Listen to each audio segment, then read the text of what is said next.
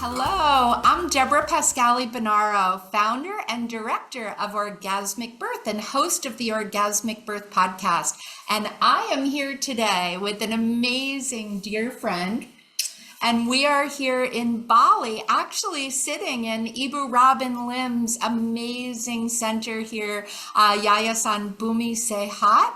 And we are here teaching the Eat, Pray, Doula retreat. So coming to you with lots of wisdom. But for those that don't know Ibu Robin Lim, you're in for a major treat. She was CNN hero in 2011, right? Long time ago. Long time ago, but still a hero in all our hearts and minds for her incredible work, working in disaster zones, heading up birth centers here in Indonesia and the Philippines, offering her care and wisdom all over the world to midwives and doulas and inspiring us, especially in this time of climate change, how we can support families when they need it most, when disaster strikes.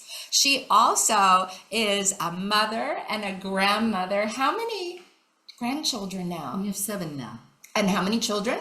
8. Only 8. Only 8, right? For those that are listening and expecting your first one, right? Thinking about all of that. But she also, her birth center that we're in is one of the sites, some of you following me know that I co-chair the International Childbirth Initiative, and your site is one of our models. The ICI was modeled off the great work that Robin and all her staff and all the midwives and everyone here do, really showing what can be done with heart and hands and amazing midwifery skill and wisdom. So it's really an honor today to have Robin here and also to share about her newest book. She has many books and she'll tell you all about them, but the newest book has just touched my heart deeply. Look at this. For those that can see us, it's the Yoni Owner's Manual.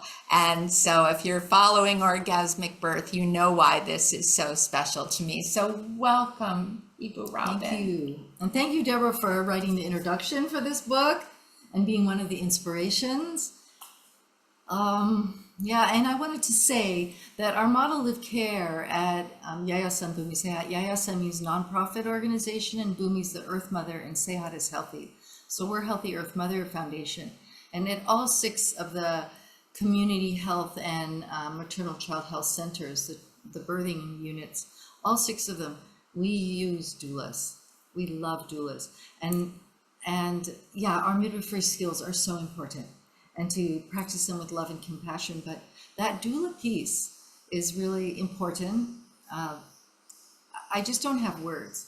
And because we're in Eat, Pray, Doula, we've just finished our preparation, our beginning doula course for getting everyone ready for their DONA certification, if that's the path that they're taking. We just finished that course, and it was such a deep dive into what we know works and what we know saves lives. You know, of course, good midwifery skills, you know, neonatal resuscitation and prevention and treatment of hemorrhage and all of those things to help mothers if they do face an emergency. That's really important. However, how do we prevent emergencies? And how do we uphold and facilitate not only a safe birth, but a birth that the mother and the baby and the family's memories are going to be intact? And this is so important.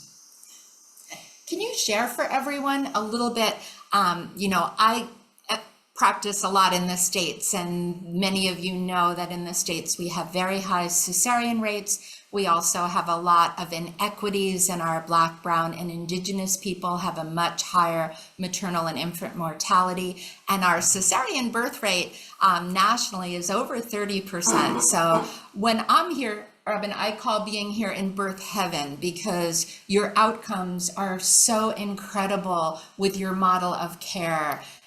Can you just share for people that aren't familiar what the model is like here, a little bit about Yayasan Bumi Sehat and what you do?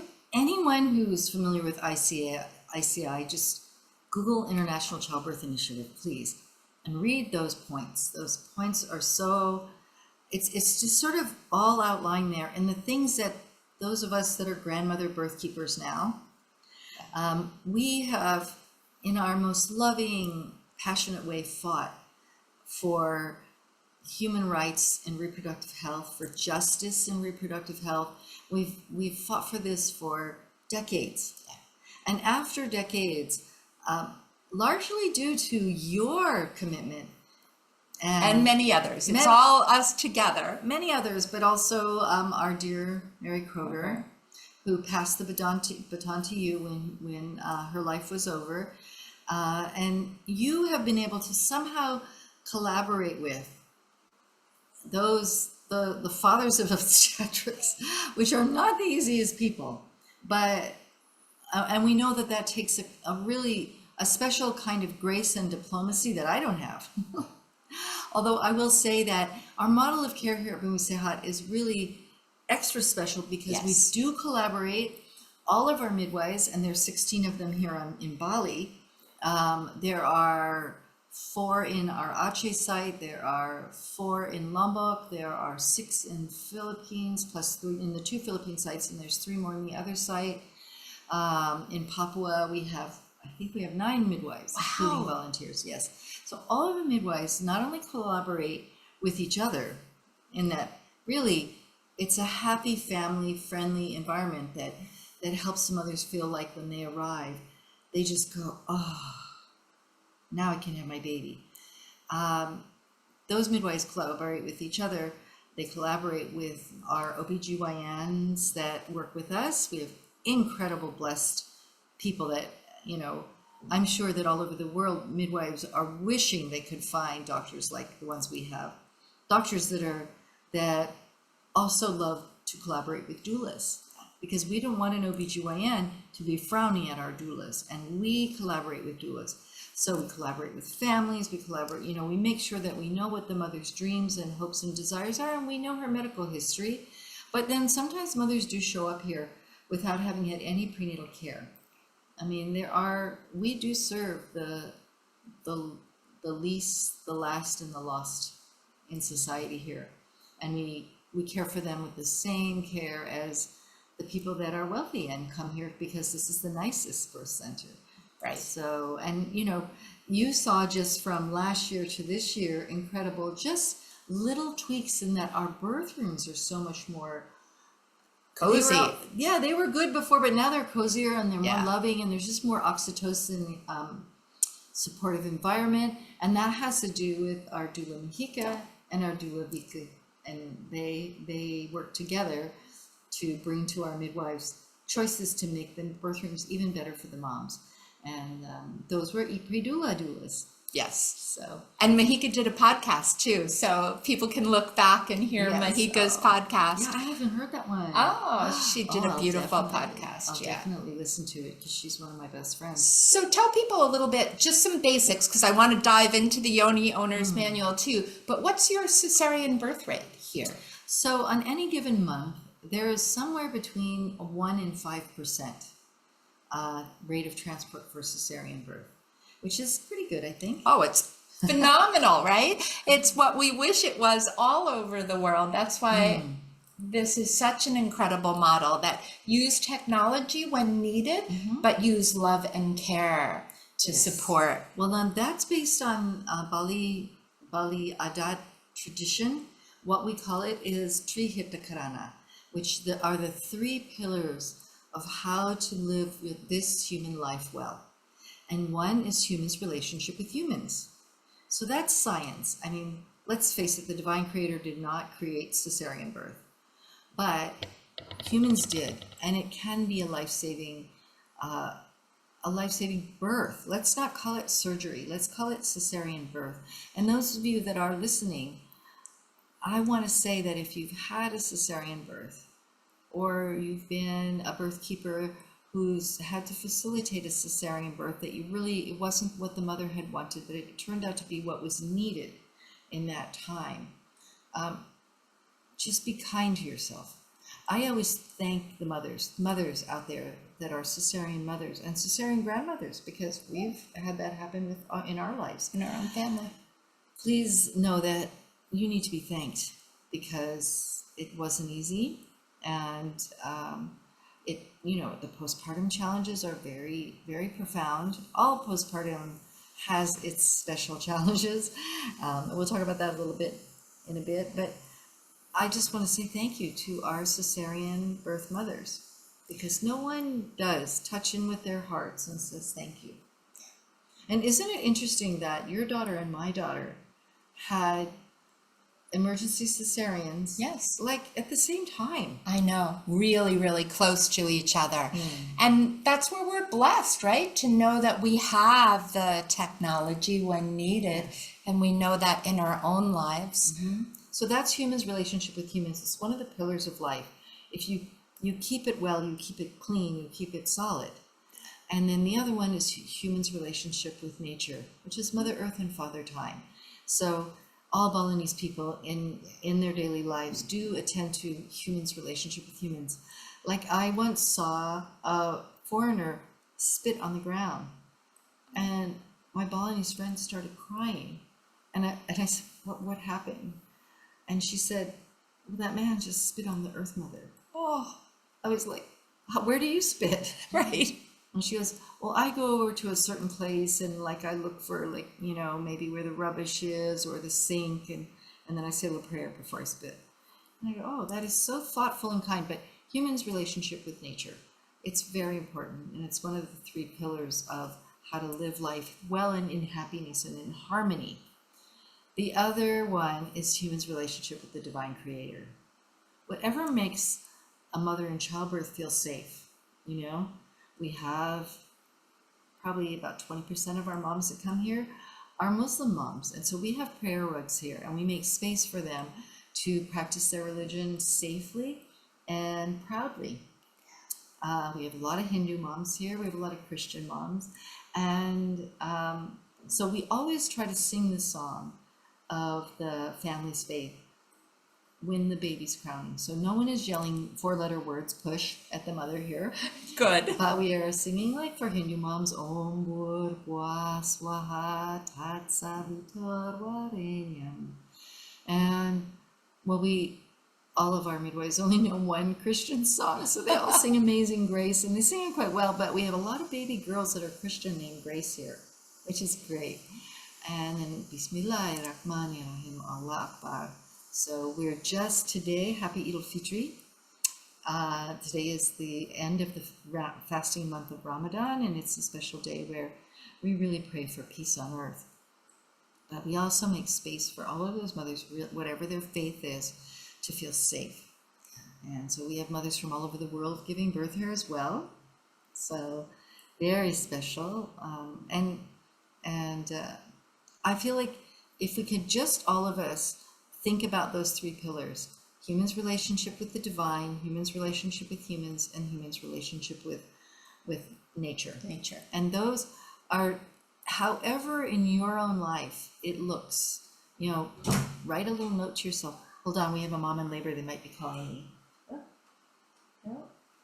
Decided not to call me. Okay. But it's nice to know someone's laboring Yeah, someone in a is room in labor. nearby. And they know that they can pull me out of this. Sorry, Debra. Yeah, that's okay. I know you don't No, mind. I don't mind at all, right? We all know when the baby's ready to come, we're happy you're here for them.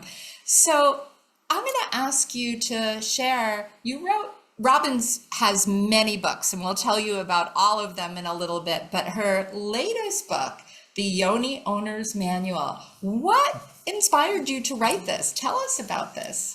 Well, my mother's from the Philippines, and she is a very beautiful 92-year-old woman now, and she's very proper. And about just before pandemic, she was with my daughter, who's her best friend, my first daughter, and mother of my first grandchild.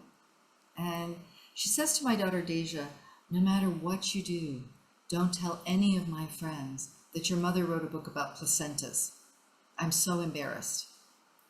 Yeah. Oh my goodness. And I love her placenta book, by the way, everyone. yeah, you can find it on my website, iburobin.com. And I happened to be passing by and I overheard it. And I said, Mom, Well, just for that, first of all, I'm thinking, gosh, she's in her late 80s at that point. She's 92 years old now. But I'm thinking, well, all of your friends have already died, but she's really healthy. She's very healthy. She's so beautiful. Yeah, well, we live with 4 generations. And when her blood pressure goes up a little, we just have one of my grandchildren, her great-grandchildren, hug her, and we take her blood pressure again, and it's normal. It's amazing. Yeah, I really want to do a book. I feel like I shall, on elder care and how we can all uplift all of our lives, all generations, by really caring for our elders. Something I really learned from living in Bali for 33 years.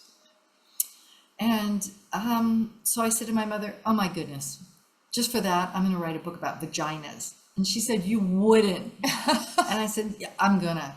And then she said, anyway, why are you eavesdropping on me and my best friend, her granddaughter? My daughter's name is Deja Crescentia. My mother's name is Crescentia. So she's her namesake. And she says, I didn't invite you to this conversation. Go mind your own business. And so later on that day, my daughter's in the kitchen with me and we're making pesto. And she says, Mom, you said you were going to write a book about vaginas. And I said, yeah, I did. And she said, well, now you need to do it. And she said, the yoni is something that we all need to we need to be thinking about it and honoring it and pleasuring this yoni, because it's so important. And my daughter with so much passion, my adult daughter was saying, you've got to write this book now, and I'm going to hold you to it. And so, ta-da. And for people who don't know, because not everyone hears yoni, what does yoni mean? So yoni is the Sanskrit word for the vulva, the vagina, the whole thing, the whole incredible matrix. I will say that as a midwife, and who after 20 years of being a midwife studied with Debra to become a doula, as a midwife and a doula, I am floored, like crawling on my belly in tears of humble pride that I was born with a yoni, and what our whole, our uterus, our fallopian tubes, our whole matrix of our reproductive health organs and our breasts, what they can do. I mean, we take a seed from a guy and an egg from ourselves, and we put them together in this beautiful place that everybody suck on your finger for a second. That's what the baby feels. That's the inside of your yoni. Yeah. That's the temperature, warm, wet, perfectly balanced. And we put the seeds for humans inside this beautiful environment, and we grow a whole person. We grow a whole person. The miracle of that, I just don't have words for. And so I try to put a few words to it. And we live in times when everybody's questioning all of these things. Yes. It's And not everybody is even in touch. If you have a yoni, not everybody is really in touch with it and celebrating it in the way that you guide us so beautifully to do. And I know I want to take you too, because this book is a must read. I feel like if you're a yoni owner, and even if you're not, if you're a partner of a yoni owner, this is for you too, because you want to celebrate yonis as well. One of my friends from childhood bought 15 copies for his daughter-in-law. He didn't have any daughters himself. His daughter-in-law, he dedicated one to his granddaughter, who's still a little girl, for when she has her first moon. He wants her to have it. But the That's minute beautiful. they came out, and every woman he knows, he's passing them out to. Oh, that's so touching. Yeah, he's retired now, but he went to his office and gave all the women working there. He's so excited about it. Are you curious about enhancing pleasure and easing discomfort in labor? Orgasmic Birth and Dame present the Pleasure Vibe Fin, a waterproof vibrator designed to empower your journey through pregnancy, birth, and beyond. Boost your oxytocin, ease discomfort naturally, and transform your birth into an empowered and even orgasmic experience. Plus, support postpartum healing and reconnect with your body. Are you ready to embrace the power of pleasure? Click below, learn more, and start your transformation today. So, Well, It's so important. And what I love that you start with, and maybe you can just give us kind of an overview, is kind of looking around the world that, this celebration of Yoni is not new. You didn't create it. There's a whole her story or history of it. So did anything surprise you, or how did you gather this historical look? Well, I just started, once my mother and my daughter, once the Crescentias planted seeds in me to write the book, it's not long after that, we all went onto the stormy sea called COVID, meltdown, shutdown. And hard to remember how that felt, but so a lot of our teaching went online, and our medical facility here was busier than ever while everybody else was unemployed. And, it was very profound for every one of you out there. We were all on a stormy sea together, but in our separate boats. So the isolation was incredible. But during that time, I took a deep dive into female sexuality, and as an older woman who always felt like I was really well adjusted sexually, and really enjoyed my own pleasure as a human being walking on this earth, I was surprised at how little I knew. And I really started reading everything I could get a hold of, and I found out that, like female sexuality, our yonis are depicted in art all over the world. I think probably my favorite is the Shilana gig. Where is she? Oh my goodness, what page is she on? Oh, and beautiful artwork throughout the book. This is an artist that I love. She's here in Bali, and Chitra. She has done an amazing job illustrating our book. And then a young artist who helped with illustrations too. I started to really look into, I had been studying for years what the different kinds of yonis that women have, what they might mean. Oh, this is another part I love too, right? Because all our yonis are unique, and you help us identify with different types of yonis and what those characteristics are. How are they expressed? How are they expressed? That's a maiden yoni. So if you're listening, you might at another time jump over to YouTube, because Robin is showing right now some of these beautiful images. Yep, the prone yoni. And different, and I have noticed, because here's a wise woman yoni. Oh, these are so beautiful. And then there's where's Gaia? A wise woman, and then there's Gaia. And how women, even women who had a baby 14 years ago, when they come back, and I don't always remember all of them, and I never see their yonis in between, but then when they open their bodies up to give birth, it'll be like, oh, wow, her yoni basically is the same, and my yoni is basically, it's changed a little over time, but it's basically the same.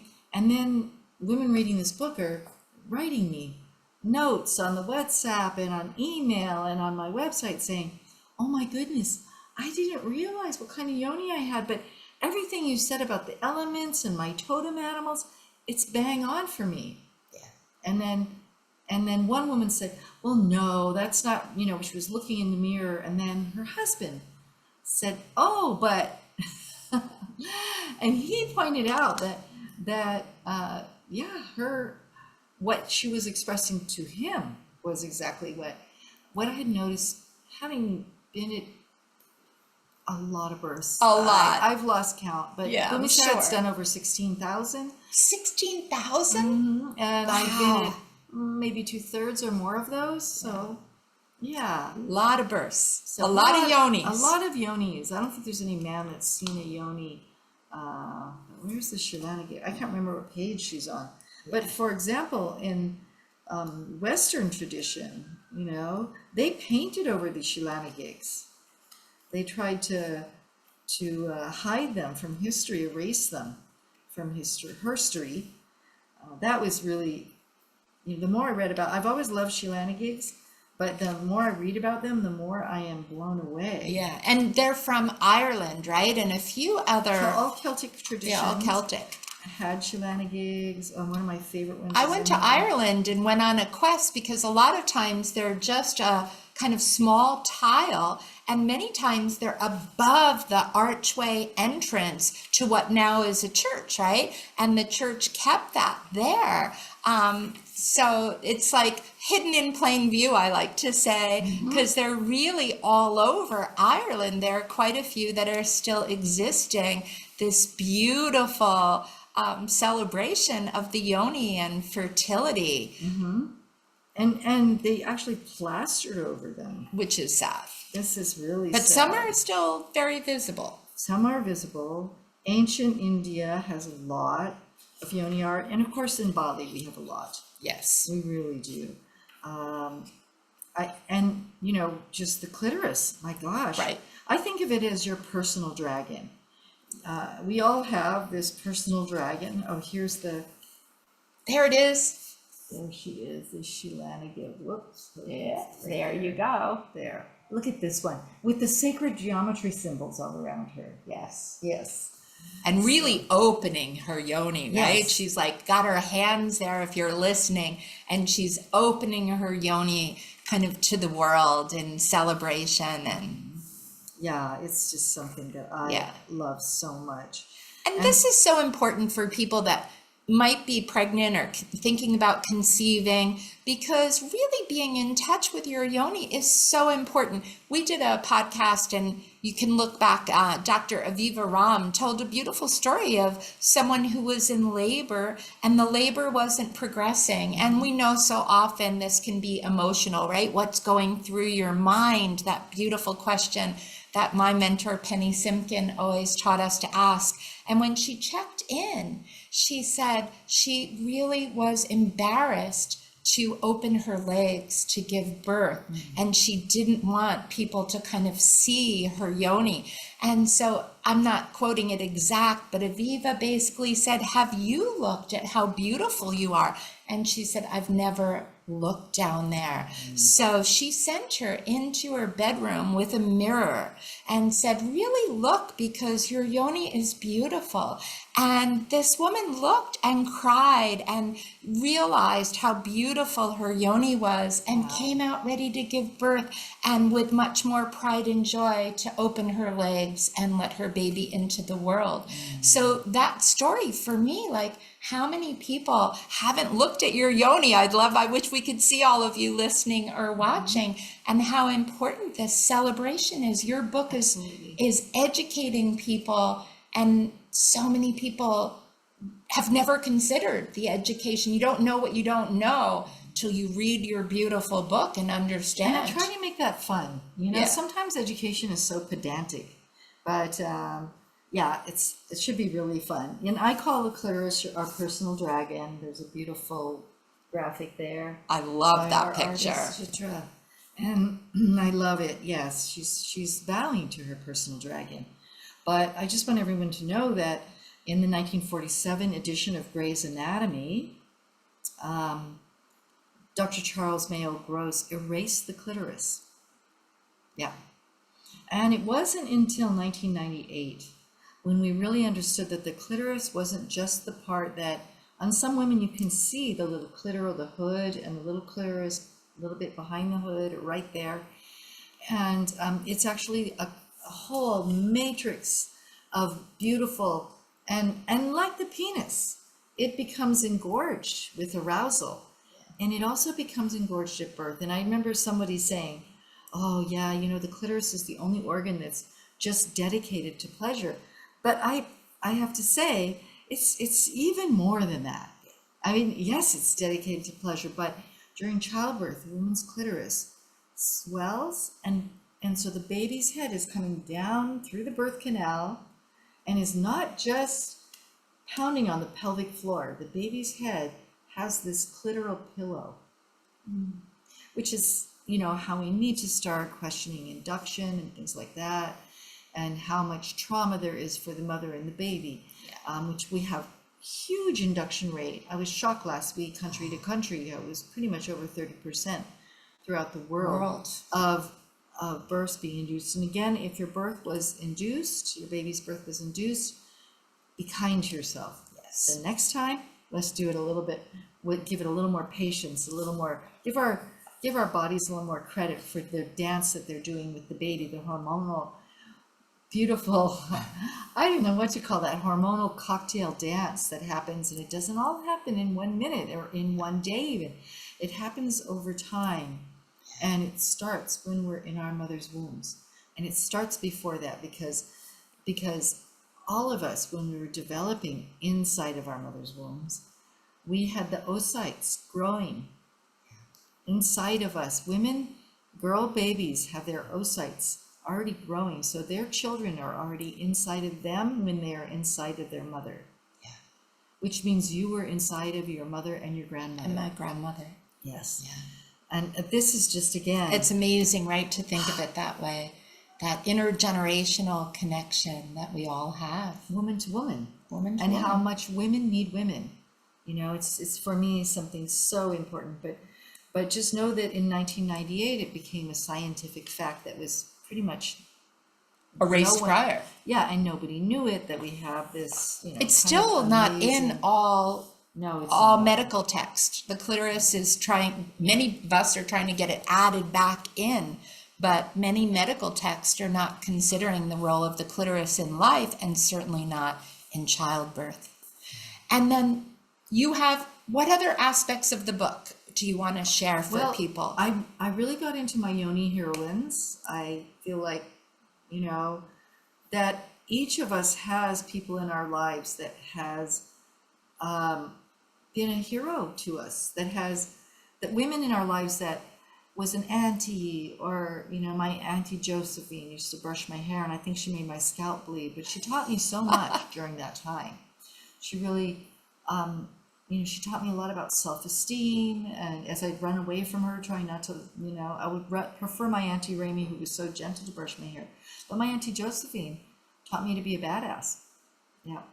And Jenny Joseph, here she is. She's traveling right now to Bali. She's an amazing woman. I mean, some of Ibu Dewa Rutini, who's now left the body. She was an incredible midwife here in Bali. Some of our Mary Kroger, beautiful Mary Kroger midwife, who was the bridge between all kinds of midwifery education. Janine Parvati, who she was the first person to write prenatal yoga. Yes. She was the first person to do a woman's herbal. She was the first person to get her PhD in perinatal education.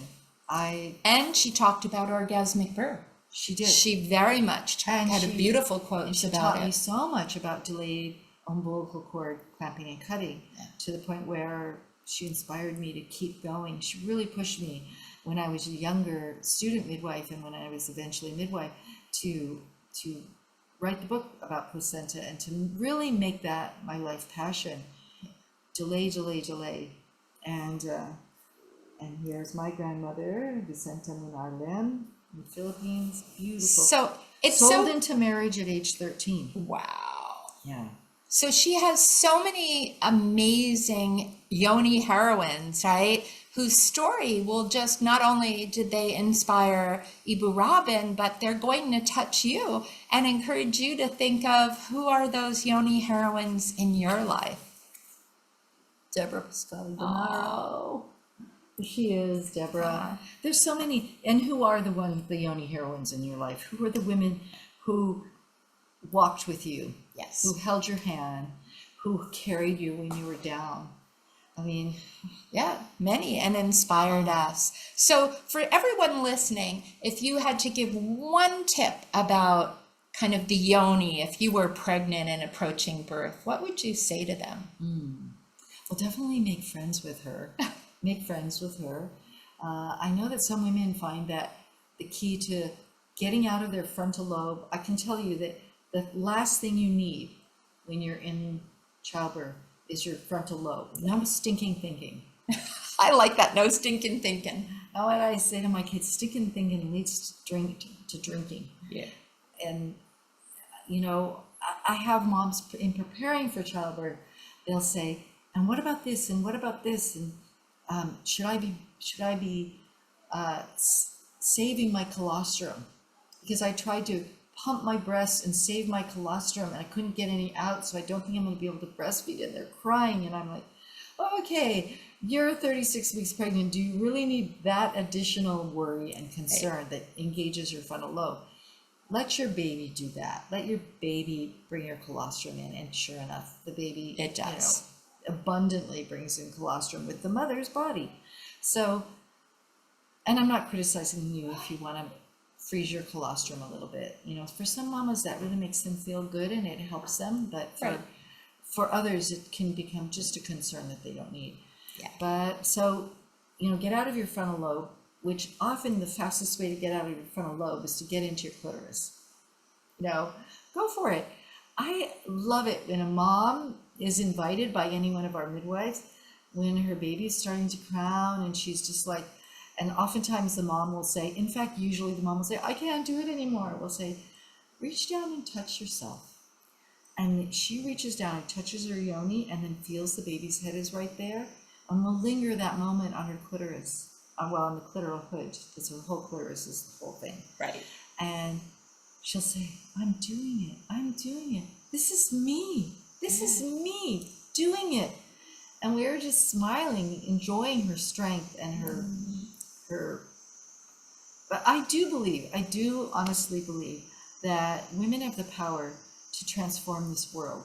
We are living in a time when change is apparent and needed, and we're in this change. The climate is changing drastically. The people's hearts and minds and society is changing. Governments are changing. Mountains are moving. But if we really want to save our world and bring peace and prosperity and harmony, I feel like we need to go the mother's way, away from this male dominant model, which God bless the men in our lives, but it's not working, guys. So move over a bit and let's save the world one orgasm at a time, women. Let's do it. I love that. One orgasm at a time. What a beautiful, beautiful saying to bring kind of peace to ourselves and our community and our world. So Robin, I know everyone that's listening is saying, okay, how can they get the Yoni Owner's Manual and some of your other books and other offerings? So can you tell us a little bit about where to go and what else you Yoni have? Owner's Manual, my daughter Lakota was able to finally get my Yoni's Owner's Manual is up on Amazon. So you can get it that way. It's also on Kindle. Other books, you can also, Placenta book will soon be up there. Really? It will soon be. The Placenta, the Forgotten Chakra, I think is a must read for anyone that's giving birth. Honestly, both books, but I love the Placenta, the Forgotten Chakra. What a gift. So that one is on my website by PDF, but we're going to do print on demand on Amazon. Fantastic. And probably Ingram. And we're trying to find sort of more conscious book vendors out there. And from the perspective of living in Southeast Asia, I've been in Indonesia and back and forth to the Philippines for over 30 years. Some of the first world problems are really something to think about and feel in our hearts. And honestly, we pray for you. I mean, for those of you listening from North America, the United States is a country where guns have more rights than women and children. Yeah. And the fact that we have not, and I hope 35,000 people don't leave your podcast, but I will say this, the fact that the gun laws have not caught up to what mothers and women know are needed to protect children, I mean, there's just again and again and again, the same tragedies happen. And when I read that the leading cause of child death in the United States is guns, which to me makes me question, does that mean that Americans love their guns more than their children? It's a big question. And we know that that's not true for women. Right. So it is really time for our brothers to move over a bit and let us govern from our hearts and from our passion, Yes. like one orgasm at a time, one female orgasm at a time. Yes. and grandmother's wisdom. Ah, And yes. talk about, Bali, A Cajun Paradise is a collection of short stories about the courage of women. They are actually true stories. Yeah. Names have been changed to protect everybody, but the women in this book all have given me permission to share their stories. And I feel like overall what they said to me was that give me a voice. Give me a voice. And so this is available on my website by PDF, and soon we will get it up on Amazon for you. It is available on Kindle already, so you can Okay. get it on Kindle. and say your website again for everyone. IbuRobin.com, So- IBUROBIN.com. Yeah. So please, I hope all of you will take a look over at iburobin.com. Oh, and this one.